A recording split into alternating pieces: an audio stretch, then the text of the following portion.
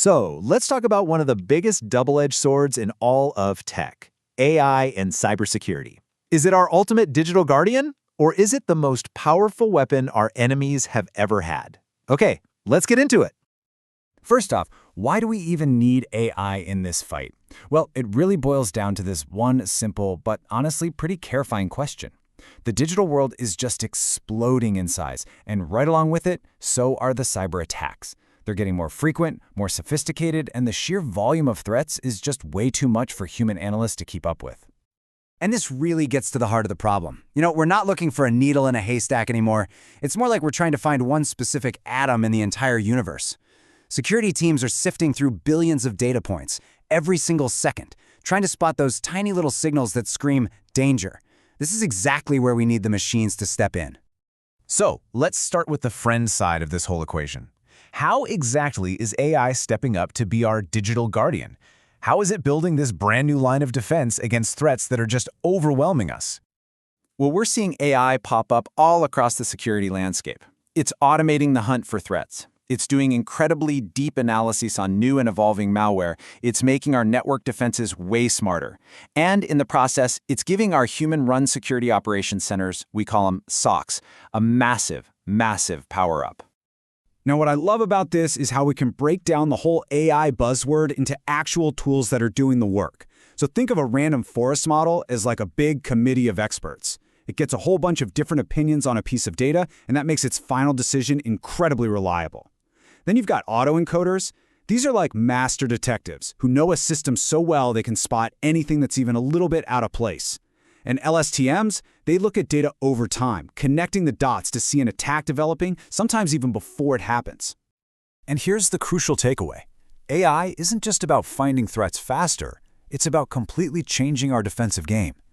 By taking all the grunt work off our plates, it frees up the human experts to think about the bigger picture, about strategy. It lets us finally shift from just reacting to attacks to actually getting ahead of them and responding at a speed that, let's be honest, no human can ever match. So in short, this team-up between humans and machines has given us an absolutely essential ally. AI is giving defenders superpowers they couldn't have even dreamed of a decade ago. It's building a stronger, smarter shield for our entire digital world.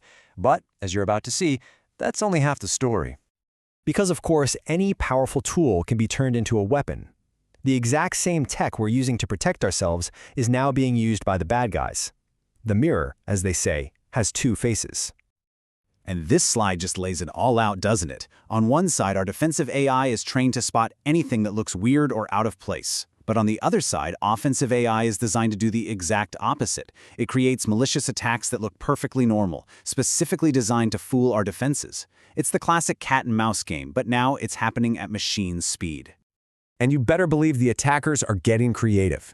They're using AI to write phishing emails that are so personal and so convincing, they're almost impossible to spot. They're using it to make brute force password attacks way more efficient. And maybe the scariest part, they're building malware that can actually learn and adapt in real time to avoid getting caught. This new brand of threat even has its own name, adversarial AI. The whole idea is to find the blind spots in our defensive AI models and then ruthlessly exploit them. It's literally about turning the intelligence of our own systems right back against us. And they do this in a few key ways. Evasion is basically camouflage, making a virus look like a totally harmless file. Poisoning is way more sinister. That's where they secretly feed the AI bad data while it's learning, teaching it to ignore real threats.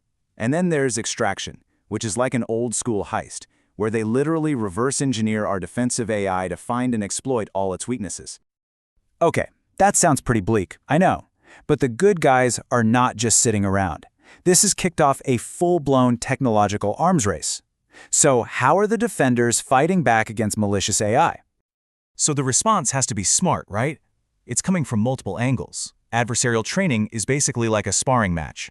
You intentionally throw deceptive data at your own AI to teach it how to spot these tricks in the wild. Input sanitization is all about cleaning up data before the AI even sees it. And at the end of the day, it's about building stronger, more robust AI models right from the start. And hey, this isn't just a bunch of theory. Out in the real world, the defensive teams, in the biz, we call them blue teams, are already using the next generation of AI-powered tools to try and stay one step ahead. Take Google Chronicle, for instance. It uses AI to do that whole atom in the universe search we talked about. It can find these really complex threat patterns hiding in just enormous amounts of data, and then it summarizes the whole incident so a human analyst can jump on it immediately. And it's a similar story with Microsoft's Security Copilot. It basically acts as an AI assistant for security teams. It uses generative AI to walk an analyst through an incident, suggesting the next steps and helping them make smarter decisions faster. The key here is that it's all about augmenting human intelligence, not just trying to replace it. So, where is all this heading? As we look into this new AI-powered future, it is so important to remember the limitations and the absolutely critical role of the human in the machine.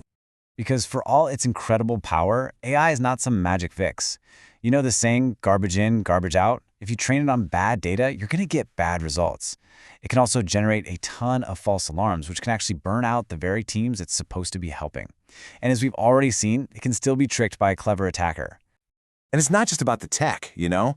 There are these huge ethical and operational questions we have to deal with.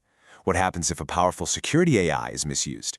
And how do we build these systems that watch everything without compromising people's privacy? Getting the deployment right is every bit as important as getting the technology right. Ultimately, the path forward here requires a really clear-eyed view. This quote says it perfectly. The goal isn't to just blindly trust AI, it's about strategically embracing what it can do to make our defenses stronger and our entire digital world more resilient. Which brings us right back to where we started. Is AI and cybersecurity a silver bullet for all our problems? Or is it a Pandora's box of new, more dangerous threats? Well, the answer seems to be, it's both. And the future of our security really depends on how well we can navigate this new reality.